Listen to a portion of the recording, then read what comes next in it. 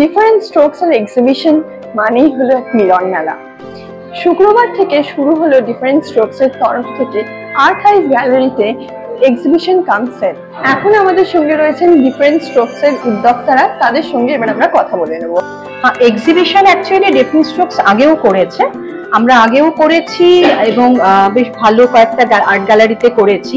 এবং ডিফারেন্ট স্ট্রোকসটা যে আমরা মানে আমাদের স্যার আমাদের সঙ্গে আছেন মিহির কয়াল, বিখ্যাত শিল্পী, ওনার স্টুডেন্ট আমরা, ওনার হাত ধরেই আমরা ডিফারেন্ট স্ট্রোকসটা তৈরি করেছি।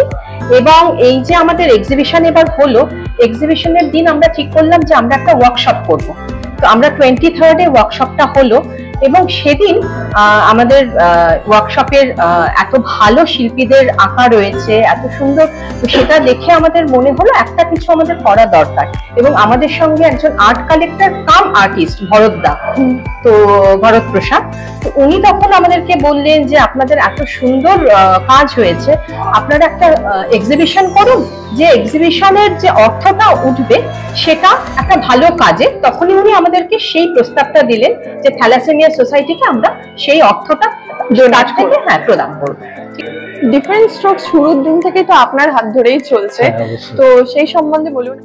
আসলে আমরা ডিফারেন্ট স্ট্রোকটা প্রথম দিকে আমরা এক্সিবিশন হিসেবে ঠিক করেছিলাম যে এটাই আমরা এক্সিবিশন করব অন্যান্য গ্যালারিতে। তারপরে এক্সিবিশন হতে হতে আমাদের ওয়ার্কশপটা শুরু হয়।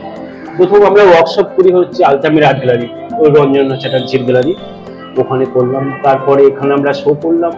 প্রথমে ঠিক করেছি আমরা ছোট দেখে একটা ওয়ার্কশপ করবো। তারপর আমরা ছোট ওয়ার্কশপ করলে একটু ভালো করেই করি। তারপর এখানে প্রতিদিন অনেক সব ভালো ভালো শিল্পী চলে এসে আমাদের সহযোগিতার জন্য।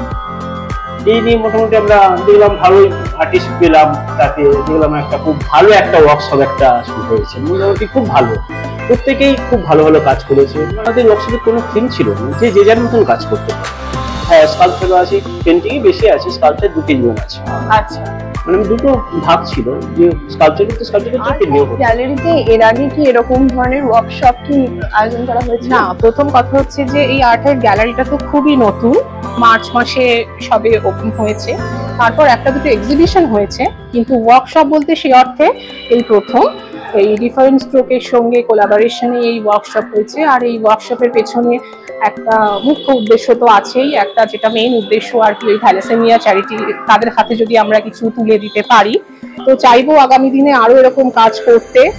আর এই ব্যাপারে তো সমস্ত শিল্পীরা তো মানে প্রচন্ড শতপ্রণোদিত হয়ে সাড়া দিয়েছেনই। আর ডিফারেন্ট স্ট্রোকের সদস্যরা আর আমার পেছনে সর্বোপরি যিনি রয়েছেন সেটা হচ্ছে আমার হাজব্যান্ড সন্দীপ ব্যানার্জি। ওর হেল্প ছাড়া বা ওর কোঅপারেশন ছাড়া আমি তো এক পাও এগোতে পারতাম না, সেটা ইন টার্মস অফ গ্যালারি হোক, ইন টার্মস অফ ওয়ার্কশপ হোক, কি এক্সিবিশন হোক, ও সবসময় আমার পেছনে সাপোর্ট দিয়ে এসছে। ডিফারেন্ট স্ট্রোকস এর উদ্যোগে আর্ট হাইভ গ্যালারিতে চলা এই প্রদর্শনী ও বিক্রয় চলবে 30শে জুন অবধি। শুক্রবার সন্ধ্যেবেলায় এই প্রদর্শনীর আনুষ্ঠানিক উদ্বোধন হয়। উদ্বোধনী অনুষ্ঠানে উপস্থিত ছিলেন বিশিষ্ট শিল্পীরা। 23শে জুন আর্ট হাইভ গ্যালারিতে ডিফারেন্ট স্ট্রোকস এর উদ্যোগে আয়োজন করা হয়েছিল একটি ওয়ার্কশপ, যেখানে 43 জন শিল্পী তাদের মনের ভাব প্রকাশ করেছেন। কেউ বা রং তুলির মাধ্যমে, কেউ বা মাটির সাহায্যে স্কাল্পচার নির্মাণ করেছেন। আপনি এই যে স্কাল্পচার গুলো তৈরি করার জন্য তো গাইড করেছেন, তো সেই সম্বন্ধে বলুন যে ওয়ার্কশপে কি এক্সপেরিয়েন্স। দেখুন, স্কাল্পচারের এটা সবচেয়ে বড় কথা হচ্ছে যে এই ওয়ার্কশপটা যেটা হয়েছে, ডিফারেন্ট স্ট্রোক যেটা করেছে, এটা একটা সবচেয়ে বড় ব্যাপার যেটা ভালো লেগেছে আমার এখানে এসে। অনেক শিল্পী, যারা শিল্পী প্রতিষ্ঠিত হয়ে গেছে সেরকমও শিল্পী এসছেন, আবার এমনকি কিছু নতুন প্রজন্ম যারা, তারাও এখানে কাজ করেছে। তো তাদের একসঙ্গে বসে যে একটা জায়গায় কাজটা হয়েছে, এইটা একটা বিরাট বড় ব্যাপার এখানে ঘটেছে আর কি এই ওয়ার্কশপটা। এবং স্কাল্পচারের যেটা হয়েছে, আমরা এখানে মূলত মাটি দিয়ে কাজটা করেছি। মাটি দিয়ে কাজটা অনেকে করেছেন, যেখানে তারা কেউ করেই মাটি দিয়ে, তো তারা প্রথম মাটিতে কাজটা করেছে। এবং করে আমার পাওয়া যেটা, তারা এই কাজটা করার পরে একটা আনন্দ পেয়েছে।